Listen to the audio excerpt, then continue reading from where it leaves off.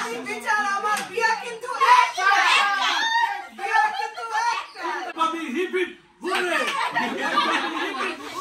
আলাইকুম, সবাইকে রমাদান মোবারক। আজকে হচ্ছে আমাদের বাসায় ইফতারের আয়োজন করা হয়েছে।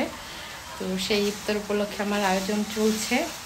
সবাই আসবে, সবাই মিলে একসাথে ইফতার করব, এই আয়োজন হচ্ছে। আর এই যে আমার মসির খুব হেল্প করতেছে আমাকে। এটা কি অবস্থা? এই যে হ্যাঁ,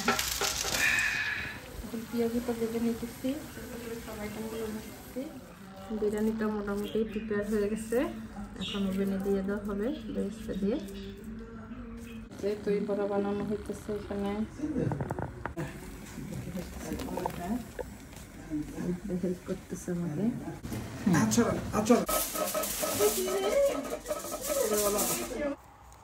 প্রবাস জীবনে কিন্তু একা একা সব কিছু সামলানো খুব বেশি কঠিন। এখানে আমাদের কোনো হেল্পিং হ্যান্ড নাই, তো আমরা দুজনকে ট্রাই করি সবসময় সব কিছুতে হেল্প করার জন্য। আমার হাজব্যান্ড সে কিন্তু আমাকে যথেষ্ট হেল্প করে মাশাল্লাহ। বাসায় যখনই গেস্ট আসে সে অনেকটা আমাকে হেল্প করে দেয়, কারণ এছাড়া তো তাহানকে নিয়ে আমার একার পক্ষে এত কিছু করা সম্ভব না। আর এই যেহেতু ইফতারের আয়োজন, তো আগে ড্রিঙ্কসটা আমরা রেডি করে ফেলেছি, আর একে একে সব গেস্টরা আসতে শুরু করেছে। এই যে রোশনি কিন্তু চলে এসেছে, আর হ্যাপি আপু সবার আগে এসে কিন্তু টুকটাক ভাজাভাজির সময় আমাকে হেল্প করেছে। তারপর শাহনাজ আপুও চলে এসেছিল, শান্তা চলে এসেছিল, একে একে অনেকেই চলে আসছে। আর আসলে কি, বিদেশের বাড়ি সবাই মিলে একসাথে ইফতার করার আনন্দটাই অন্যরকম। প্রথম দিকে আসলে এত বেশি দাওয়াত ছিল, এভরি সানডে মানডে দুটো দিনে আমাদের অনেক বেশি দাওয়াত ছিল। অনেক দাওয়াতে যেতে পেরেছি, আবার অনেক দাওয়াত ক্যান্সেল করতে হয়েছে। তাই আমি আর আমার বাসায় আয়োজনের সুযোগটা পাইনি। তো লাস্ট রোজার দিকে আমার একটা সানডে বাকি ছিল, ওই দিনই শুধুমাত্র সবাই ফ্রি ছিল। তো ওই দিনই আমি আমার বাসায় অ্যারেঞ্জ করে ফেলেছি। আর আমার বান্ধবী ফারহানা সে আসতে পারেনি, বা অনেকেই আসতে পারেনি। সবাইকে অনেক বেশি মিস করেছি যারা আসতে পারেনি। হাসান ভাইরা, তারপর উর্মি ভাবিরা, মোজাম্মেল ভাই, নূর ভাই, সবাইকে বলা হয়েছিল, কিন্তু এক একজনের এক এক ব্যস্ততার কারণে আসতে পারেনি। যাই হোক, যারা এসেছে সবাই মিলে একসাথে ইফতার করেছি, অনেক বেশি ভালো লেগেছে। আর এই যে আমি সব খাবারগুলো টেবিলে দিয়ে দিয়েছি। এখানে তান্দুরি চিকেন ছিল, সালাদ ছিল, আর পাটিসাপটা পিঠা ছিল। যেহেতু ইফতারের আয়োজন, তো ভাজাভাজির আইটেমগুলোই আমি বেশি রেখেছি।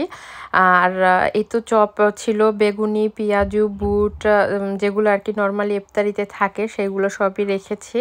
এছাড়াও অনেক ধরনের ফ্রুটস ছিল, তারপরে অনিয়ন রিং ছিল, দই বড়া ছিল, আর খেজুর তো থাকতেই হবে ইফতারের আয়োজনে, সেটা তো ছিলই। তারপরে দেশে হাতে বানানো সেমাই পিঠা, যেটাকে চুহি পিঠা বলি আমরা, সেটা ছিল, পাটিসাপটা পিঠা ছিল, পোয়া পিঠা ছিল, জিলাপি ছিল, তারপরে পরোটা ছিল, রোল ছিল, সামোসা ছিল, তারপরে এছাড়াও নেহারি ছিল ইফতারের পরে, তারপরে সেই সাথে বিরিয়ানি ছিল, আর চা তো ছিলই। তো এই তো সবাই আস্তে আস্তে আসতে শুরু করেছে, আর আমি টেবিলটাও সাজিয়ে ফেলেছি। যেহেতু ইফতারের আয়োজন, তো একসাথে তো আর ভাজাভুজি করতে পারবো না, তো একটু একটু করে আমি ভাজাভুজি করলাম, আর টেবিলে এনে এনে একটা একটা করে আইটেম রাখলাম। ও দই বড়াও ছিল আমার হাজব্যান্ডের হাতে বানানো, দই বড়াটা আসলে অনেক বেশি মজা ছিল। তারপর পাকুড়া ছিল কয়েক ধরনের, ব্রোকলি পাকুড়া, তারপরে একটা পাকুড়ার মতো তৈরি করেছিলাম। আর এই তো দেখতে পাচ্ছেন ওয়ান বাই ওয়ান সবাই চলে আসছে। সাইদ ভাইও চলে আসছে, পারভেজ ভাই, সাইফুল ভাই, নোবেল আমাদের বাসার পাশে আছে, ওকেও বলেছিলাম, ও চলে এসেছিল। আর এই তো মাশাআল্লাহ টেবিলটা আমি সাজিয়ে ফেলেছি। আর এখন সবাই মিলে ইফতার করব, সবাই মিলে ইফতার করার আনন্দটাই অন্যরকম। আর আমার বাসায় যেহেতু অনুষ্ঠান, আমি ভিডিও করতে পারিনি, শান্তা এবং নোবেল দুজনে মিলে আমার ভিডিওটা করে দিয়েছে। থ্যাংক ইউ সো মাচ তোমাদের দুজনকে। তোমরা ভিডিওটা না করে দিলে আসলে এত সুন্দর মেমোরিজ কিন্তু আমি ধরে রাখতে পারতাম না। কেন জানি না, বাসায় যখন মেহমান আসে আমার এত বেশি ভালো লাগে। আমি খুব বেশি পছন্দ করি মেহমান, কোথাও যেতেও যেমন পছন্দ করি, বা আমার বাসায় গেস্ট আসলেও আমার খুব বেশি ভালো লাগে।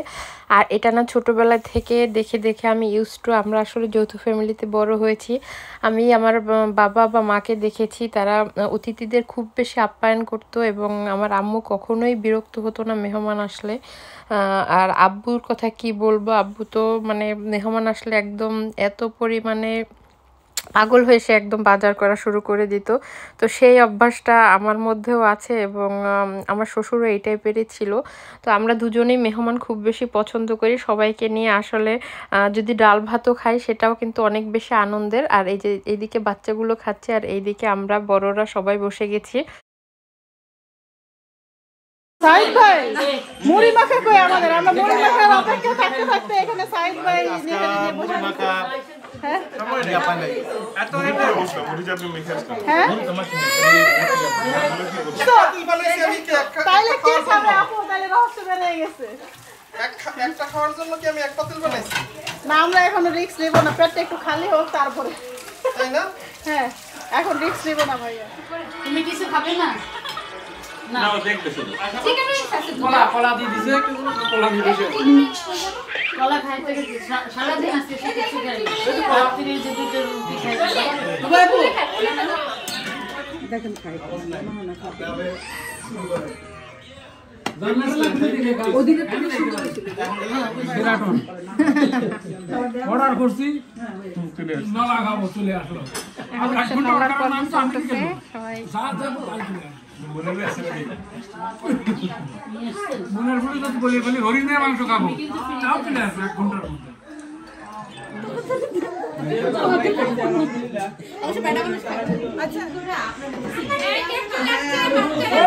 ছবি তো না কেন ছবি এই বাচ্চারা বসো বাচ্চারা আসো তোমরা আসো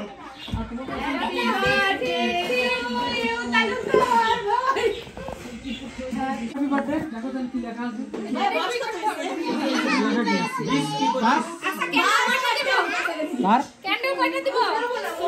কত বছর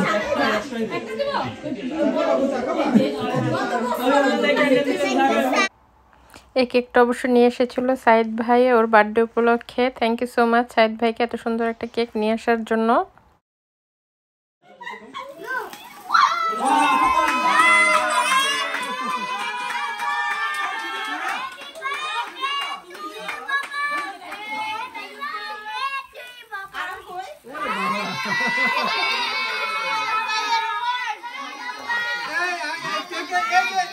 যেটা খোঁজে বা এটাই জ্বালায় না, দেখছো কে জানি প্রিপেয়ার করছে কিনা।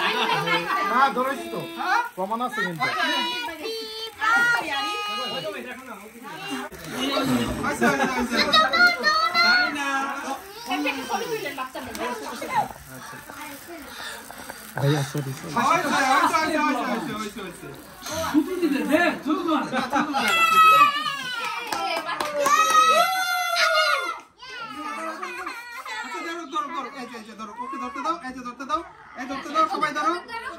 সবাই ধরো ধরছো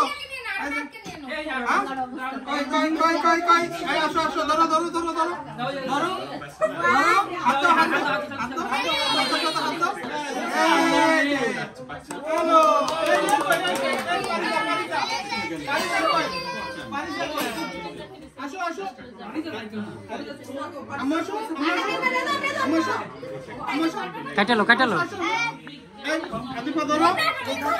এই যে ধরছে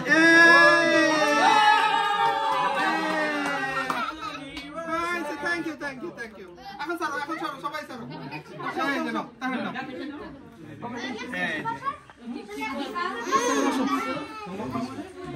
এই ইয়ে কই স্যার কই এই নাও খাও এই যে মুখে দাও এই নাও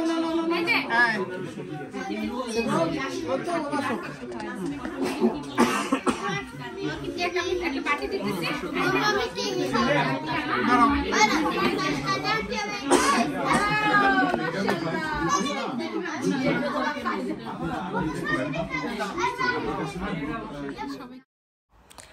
মূলত এটা কোনো বার্থডের কোনো প্রি প্ল্যান ছিল না, যেটা হচ্ছে সাইদ ভাই কেক নিয়ে এসেছিল আর সবাই যেহেতু আছে তো ভাবলাম বাচ্চাদের নিয়েও কেকটা কেটে ফেলুক, ওর যেহেতু বার্থডে ছিল তো এই কারণে বাচ্চাদেরকে খুশি করতেই ওদের নিয়ে আসলে কেকটা কাটা। এটা কিন্তু কোনো প্রি প্ল্যান না বা বার্থডের কোনো আয়োজন ছিল না, মূলত আমরা সবাই মিলে একসাথে ইফতার করেছিলাম।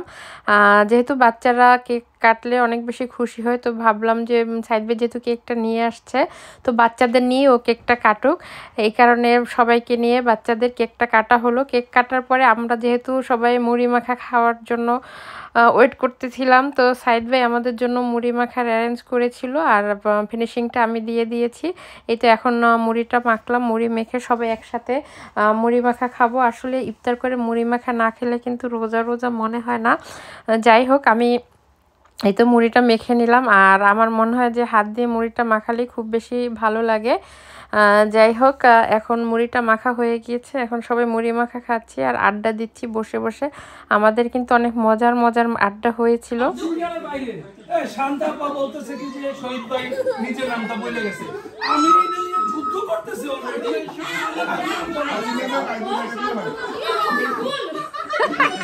আমি তো যুদ্ধে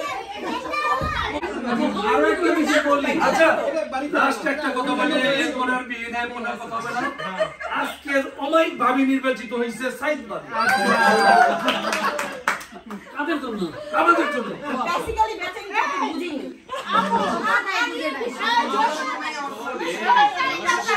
ভিডিওতে সবাই বলতেছে ভিডিও করো। বিচার আমার বিয়া কিন্তু বিয়া কিন্তু সাইড পাবি হিপ হিপ ঘুরে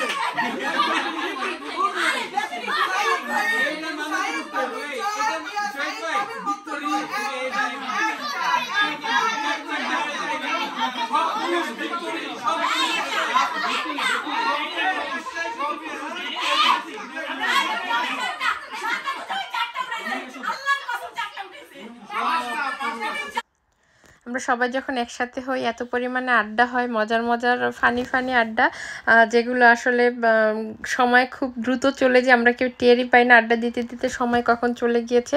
তো অনেক বেশি রাত হয়ে গিয়েছে, এখন সবার ঘরে ফেরার পালা। আর যেহেতু আমি বিরিয়ানি করেছিলাম ডিনারের জন্য, তো সবাই বাসায় যাওয়ার আগে আমি ডিনারটা সার্ভ করে দিলাম। বিরিয়ানিটা সবাই বিরিয়ানিটা খেয়ে নিল, খেয়ে যে যার মতো বাসায় চলে যাওয়ার প্রিপারেশন নিচ্ছে। আশা করছি আজকের এই ব্লগটা আপনাদের অনেক বেশি ভালো লাগবে। আর এটাই হচ্ছে আমার রমাদানের শেষ ব্লগ। নতুন ব্লগ নিয়ে আবার হাজির হয়ে যাবে। সে পর্যন্ত সবাইকে আল্লাহ হাফেজ।